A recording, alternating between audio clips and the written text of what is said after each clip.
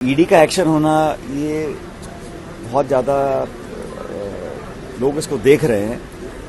अब आप आंकड़े देख लीजिए, पिछले 5-7 सालों में ईडी का जो एक्शन हुआ है, सो कॉल्ड एक्शन, ये 95% उन लोगों के ऊपर है जो केंद्र सरकार के खिलाफ में है। 95% वो लोग हैं जो भाजपा के विरोध में हैं। उन पर जो सो कॉल्ड एक्शन है, कितना जायज है कितना नहीं है, जनता इसको देख रही है। लेकिन ये बात बिल्कुल सच है कि चुनाव से ठीक पहले इस प्रकार की कार्रवाई जब होती है तो बड़े सवाल उठते हैं कि मंशा क्या है, ऑब्जेक्टिव क्या है, ये इन्वेस्टिगेटिव एजेंसी है या एक सरकार का एक जरिया है दबाव बनाने का, प्रेशर क्रिएट करने का। लगातार जो विपक्ष के नेताओं के ऊपर केसेस हो रहे हैं, छापे पड़ रहे हैं, रेड्स हो रही हैं इनकम टैक्स की, सीबीआई की, ईडी की, ये कहीं ना कहीं सवाल को जन्म देते हैं कि ये हो क्यों रहा है चुनाव से ठीक पहले, और विशेष रूप से अपराधियों के मतलब विरोधियों के ऊपर। जो सत्ता से जुड़े लोग हैं उन पे कभी कोई जांच नहीं होती, कोई छापे नहीं मारे जाते, कोई नोटिस नहीं मिलता उनको। तो ये बड़ा एक मुझे लगता है पब्लिक से संज्ञान ले रही है। अब कानून के दायरे में रहकर क्या परिणाम निकलेंगे मैं नहीं जानता हूं, लेकिन परसेप्शन ये बना हुआ है कि केंद्र सरकार पूरी ताकतों का इस्तेमाल कर दबाव बनाकर विरोधियों को सबक सिखाने के मूड में है। लेकिन पब्लिक जो मतदाता है सब बातों को समझता है, और मुझे लग रहा है कि 2024 में सही निर्णय पब्लिक लेगी इस देश की। अच्छा, एक आपके भाषणों में एक चीज आ रही है कि हिंदू मुस्लिम मंदिर मस्जिद अयोध्या पाकिस्तान जैसी बातें जो हो रही है, क्या आपको लगता है कि भाजपा जो है, मैं तो ऐसा मानता हूं कि भारतीय जनता पार्टी को इस देश के लोगों ने पूर्ण बहुमत की 2 सरकारें बनाकर दी, 14 में और 19 में।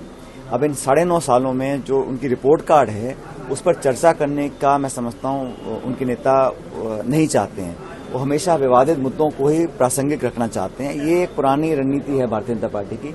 हम लोग चाहते हैं कि चर्चा हो, डिस्कशंस हो, जैसे हमारे कांग्रेस के नेता हम सब लोग या हमारी एनडीए अलायंस के लोग बोलते हैं कि आप बेरोजगारी पर, पत्रकारों की स्वतंत्रता के ऊपर, इन्वेस्टमेंट्स के ऊपर, महंगाई के ऊपर, निवेश के ऊपर, इन पर चर्चा करो और बताओ कि इस देश में खाई क्यों बढ़ गई है अमीर गरीब की, और इतने लाखों करोड़ रुपए उद्योगपतियों के माफ हो जाते हैं, किसानों की कुर्की हो जाती है। इन पर कोई चर्चा करने को तैयार नहीं है।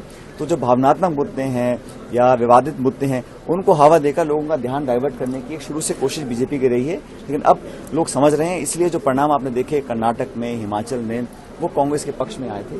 और जो आने वाले विधानसभा चुनाव हैं इस पर भी मुझे लगता है जनता हमको अपनी मोहर लगाएगी और कांग्रेस पार्टी को विजयी बनाएगी। ईडी की कार्रवाई को लेकर कांग्रेस पहले अपना विरोध जता चुकी है, दिल्ली के अंदर सशक्त विरोध जताया गया। क्या इस तरह का फिर कोई विरोध जैसी कोई बात? देखो, हम लोग तो जो गलत है उसको गलत बोलना पड़ेगा, और अगर सरकारी एजेंसीज इस प्रकार की कार्रवाई करती हैं जो पूर्ण रूप से राजनीति से प्रेरित हैं तो उस पर हम लोग उसका पूरा विरोध भी करते रहेंगे। पहले भी किया है हम लोगों ने, और मुझे लग रहा है कि इस देश के लोग ये जानना चाहते हैं कि ये जो तमाम कार्रवाई है ये सिर्फ विरोधी नेताओं के ऊपर ही क्यों होती है, और इसमें कोई तेरा मेरा नहीं है। इसमें तो पूरे देश में जहां जहां लोग जो केंद्र सरकार के विरोध में बोलते हैं उसका विरोध उस पर दबाव डालने की एक कोशिश केंद्र सरकार करती है। चुनाव आते आते जो है मुआवजों पर भी विरोध प्रदर्शन होने लगे हैं।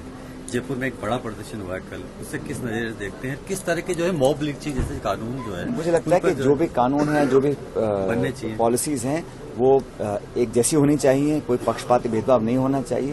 लेकिन हमारा जो चुनाव का मुद्दा है, चाहे राजस्थान है चाहे बाकी जगह, वहाँ किसान, नौजवान, महंगाई, बेरोजगारी, आगे की संभावनाएं, भविष्य की नौजवानों के लिए हम क्या तैयार कर सकते हैं, उस पर करना चाहिए। एक विजन रोड मैप होना चाहिए। उसके अभाव में मैं समझता हूँ कि जो चर्चा और डिबेट्स हैं वो बहुत ज्यादा सार्थक नहीं है।